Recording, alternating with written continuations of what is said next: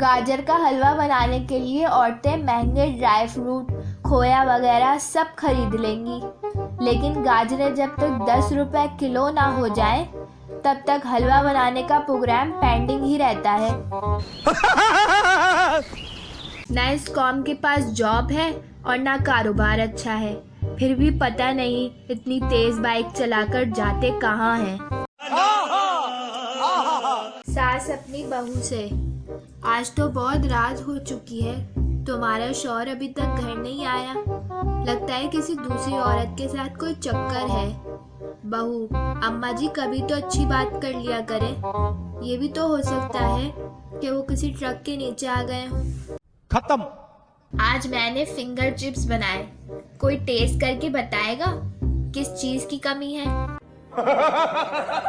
Doctor, क्या हाल है? मरीज, सेहत पहले से खराब है।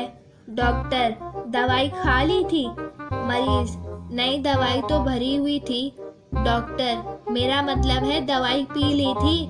मरीज, जी नहीं, दवाई तो लाल थी।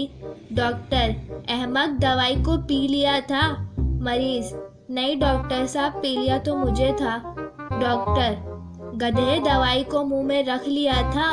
मरीज, जी नहीं, आप ही ने तो कहा था दवाई को फ्रिज में रखना एहतियात से, तो ठीक हो जाओगे। शौहर, मेरी 1000 रुपए के नोटों वाली गड्डी नहीं मिल रही, उस पर लाल रंग का रबर बैंड चढ़ा था। बीवी, ये ले लाल रंग का रबर बैंड, मरे जा रहे हो एक रबर बैंड के लिए।